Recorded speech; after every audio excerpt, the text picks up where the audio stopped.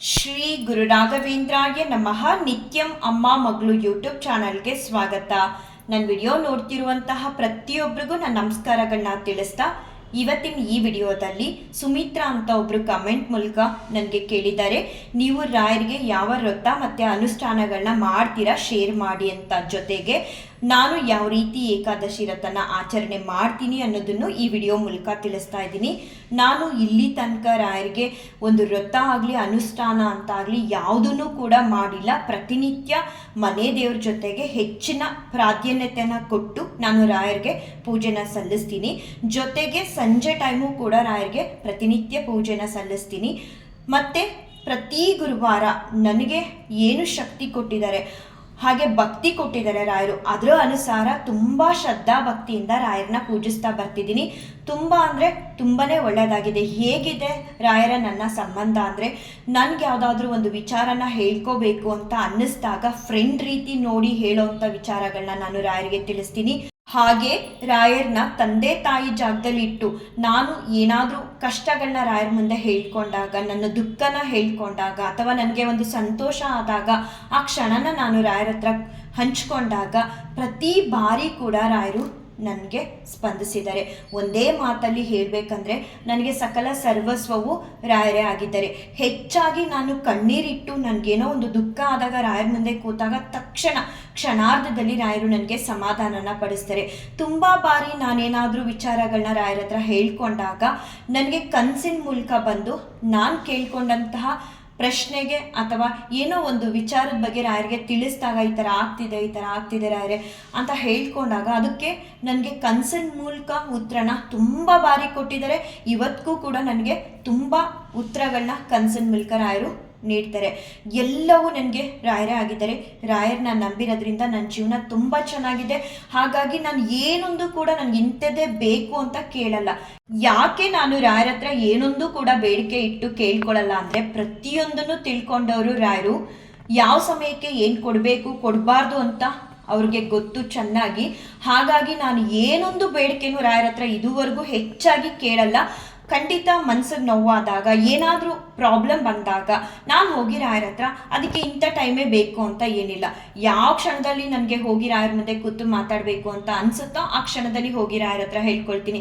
ನಾನು ಏನು ಹೇಳಬೇಕು ಅಂತ ಅಂದ್ಕೊಂಡಿರ್ತೀನೋ ಅದಕ್ಕೂ ಮುಂಚೆ ಎಷ್ಟೋ ಕಷ್ಟಗಳು ನನ್ನಿಂದ ದೂರ ಆಗಿರುತ್ತೆ. ಬರೀ ಮನಸ್ಸಲ್ಲಿ ರಾಯರ ಹತ್ರ ಹೋಗಿ ಈ ಥರ ಹೇಳಬೇಕು, ನಾನು ಈ ಥರ ಆಗ್ತಿದೆ ಅಂತ ಅಂದ್ಕೊಂಡಾಗಲೇ ಎಷ್ಟೋ ಸಮಸ್ಯೆಗಳು ನನ್ನಿಂದ ದೂರ ಆಗಿದೆ.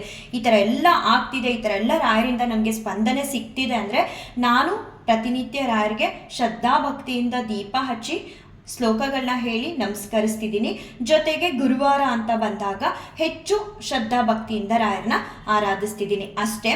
ಜೊತೆಗೆ ಮನೇಲಿ ನೆಮ್ಮದಿ ಅನ್ನೋದನ್ನ ರಾಯರು ತಂದುಕೊಟ್ಟಿದ್ದಾರೆ. ಪ್ರತಿಯೊಬ್ಬ ಮನುಷ್ಯನಿಗೂ ಬೇಕಾಗಿರೋದು ಇವತ್ತಿನ ಜಗತ್ತಿಗೆ ನೆಮ್ಮದಿ ಅನ್ನೋದು. ಆ ನೆಮ್ಮದಿ ಅನ್ನೋದನ್ನ ರಾಯರು ಕೊಡ್ತಿದ್ರೆ ಏನೇ ಆಗಲಿ ಕ್ಷಣಾರ್ಧದಲ್ಲಿ ನನಗೆ ಸ್ಪಂದಿಸ್ತಾರೆ. ಇನ್ನೇನು ಬೇಕು? ಹಾಗಾಗಿ ನಾನು ರಾಯರ ಹತ್ರ ಹೆಚ್ಚಾಗಿ ಯಾವುದನ್ನು ಕೂಡ ಇಲ್ಲಿ ತನಕ ಬೇಡ್ಕೊಂಡಿಲ್ಲ. ಮತ್ತೆ ನಾವು ಏನೂ ಕೂಡ ರಾಯರ ಹತ್ರ ಬೇಡ್ಕೊಳ್ಳೋದಕ್ಕೆ ಹೋಗಬಾರ್ದು. ಬೇಡ್ಕೊಂಡ್ರೆ ಜ್ಞಾನ ಅನ್ನೋದನ್ನ ಕೊಡಿ ಅಂತ ನಾವು ರಾಯರ ಹತ್ರ ಬೇಡ್ಕೋಬೇಕು.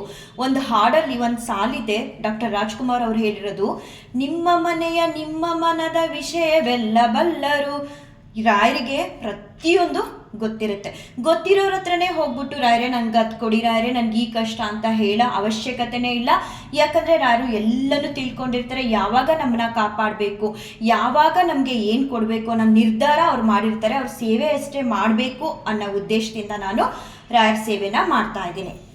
ನಾನು ಪ್ರತಿಯೊಬ್ಬರಿಗೂ ಹೇಳೋದಿಷ್ಟೇ, ರಾಯರಿಗೆ ಪ್ರತಿನಿತ್ಯ ದೀಪ ಹಚ್ಚಬೇಕು, ಪ್ರತಿನಿತ್ಯ ಹೂ ಇಡಬೇಕು, ಪ್ರತಿನಿತ್ಯ ಶ್ಲೋಕಗಳನ್ನೇ ಹೇಳಬೇಕು ಅಂತ ಏನಿಲ್ಲ. 2 ನಿಮಿಷ ಫ್ರೀ ಮಾಡಿಕೊಂಡು ಆ ಸಮಯದಲ್ಲಿ ರಾಯರ ಮುಂದೆ ಕೂತು ಶ್ರದ್ಧಾ ಭಕ್ತಿಯಿಂದ ರಾಯರ ಮುಂದೆ ಜ್ಞಾನ ಕೊಡಿ ಅಂತ ಕೈ ಮುಗಿದು ಕೇಳ್ಕೊಳ್ಳಿ. ಖಂಡಿತ ರಾಯರು ನಿಮ್ಮನ್ನ ಉದ್ಧಾರ ಮಾಡ್ತಾರೆ. ಇನ್ನು ನಾನು ಯಾವ ರೀತಿ ಏಕಾದಶಿ ಆಚರಣೆನ ಮಾಡ್ತೀನಿ ಅಂದರೆ, ಇವಾಗ ಗುರುವಾರ ಏಕಾದಶಿ ಬರ್ತಿದೆ ಅಲ್ವಾ, ಬುಧವಾರ ರಾತ್ರಿನೇ ಅನ್ನದಿಂದ ಮಾಡಿರೋಂತಹ ಅಡುಗೆಗಳನ್ನ ಯಾವುದನ್ನು ಕೂಡ ನಾನು ಸೇವನೆ ಮಾಡಲ್ಲ. ಅದ್ರ ಬದಲಾಗಿ ಚಪಾತಿ, ಉಪ್ಪಿಟ್ಟು ಆ ರೀತಿ ತಿಂದು ಮಲಗ್ತೀನಿ. ಮತ್ತು ಗುರುವಾರ ಬೆಳಗ್ಗಿನ ಜಾವನೇ ಬೇಗ ಎದ್ದು ಶುಚಿರ್ಭೂತವಾಗಿ ಬಂದು ರಾಯರಿಗೆ ತುಪ್ಪದಿಂದ ದೀಪನ ಹಚ್ತೀನಿ. ಎಷ್ಟು ದೀಪಗಳಿದೆ ಮನೆಯಲ್ಲಿ ಅಷ್ಟೂ ಕೂಡ ಏಕಾದಶಿ ದಿನ ಬಳಸಿ ರಾಯರಿಗೆ ತುಪ್ಪದಿಂದ ದೀಪ ಹಚ್ಚುತ್ತೀನಿ. ಅವತ್ತೊಂದು ದಿನ ರಾಯರಿಗೆ ಯಾರೂ ಕೂಡ ಅಲಂಕಾರ ಮಾಡಬಾರ್ದು, ತುಳಸಿ ಮಾತ್ರ ಸಮರ್ಪಣೆ ಮಾಡಬೇಕು. ನಾನು ಆ ದಿನ ಒಂದು ಹನಿ ನೀರು ಕೂಡ ಕುಡಿಯಲ್ಲ.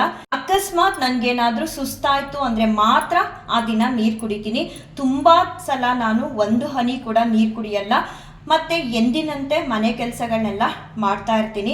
ಜೊತೆಗೆ ರಾಯರ ನಾಮಸ್ಮರಣೆ ಮಾಡ್ತೀನಿ. ಹಾಗೆ ವಿಷ್ಣು ಸಹಸ್ರನಾಮ ಕೂಡ ತುಂಬ ಬಾರಿ 2-3 ಬಾರಿ ನಾನು ಕೇಳ್ತೀನಿ. ಮನೆಯಲ್ಲಿ ಫ್ರೀ ಇದ್ದಾಗೆಲ್ಲ ಕೇಳ್ತಾನೆ ಇರ್ತೀನಿ. ಇನ್ನು ಸಾಯಂಕಾಲ ನಾನು ಮಲಗೋದಕ್ಕೂ ಮುಂಚೆ ಬೆಳಗ್ಗೆ ದ್ವಾದಶಿ ಪೂಜೆಗೆ ಏನೆಲ್ಲ ಬೇಕೋ ಅದೆಲ್ಲ ಸಿದ್ಧತೆ ಮಾಡಿಕೊಂಡು ಏನಾದರೂ ಸುಸ್ತಾಗ್ತಿದೆ ಅಂದರೆ ಮಾತ್ರ ಹಣ್ಣು ತಿಂತೀನಿ, ಇಲ್ಲ ಅಂತ ಅಂದರೆ ನೀರು ಕುಡಿದು ಮಲಗ್ತೀನಿ. ದ್ವಾದಶಿ ದಿನ ತುಂಬ ಬೇಗನೆ ಎದ್ದು ರಾಯರಿಗೆ ಬೆಲ್ಲದನ್ನ ಮಾಡಿ ಅಂದರೆ ಸಿಹಿ ಪೊಂಗಲ್ನ ಮಾಡಿ ನೈವೇದ್ಯ ಮಾಡಿದ ನಂತರ ನಾನು ಊಟ ಮಾಡ್ತೀನಿ. ಅಲ್ಲಿ ತನಕ ನಾನು ನಿರ್ಜಲವಾಗಿ ಉಪವಾಸದಲ್ಲಿರ್ತೀನಿ. ಮೊದಲು ತುಂಬ ಕಷ್ಟ ಆಗ್ತಿತ್ತು, ಆದರೆ ರಾಯರ ದಯೆಯಿಂದ ಅಷ್ಟು 3 ದಿನ ಕೂಡ ನಾನು ಆಚರಣೆ ಮಾಡುವಂಥ ಒಂದು ಶಕ್ತಿನ ರಾಯರಿಂದ ಪಡ್ಕೊಂಡಿದ್ದೀನಿ. ರಾಯರು ಎಲ್ಲರಿಗೂ ಒಳ್ಳೇದು ಮಾಡಲಿ, ಎಲ್ಲರನ್ನೂ ಕಾಪಾಡಲಿ ಅಂತ ಹೇಳ್ತಾ ಈ ವಿಡಿಯೋನ ಎಂಡ್ ಮಾಡ್ತೀನಿ. ಶ್ರೀಕೃಷ್ಣಾರ್ಪಣಮಸ್ತು, ಶ್ರೀಕೃಷ್ಣಾರ್ಪಣಮಸ್ತು, ಶ್ರೀಕೃಷ್ಣಾರ್ಪಣಮಸ್ತು.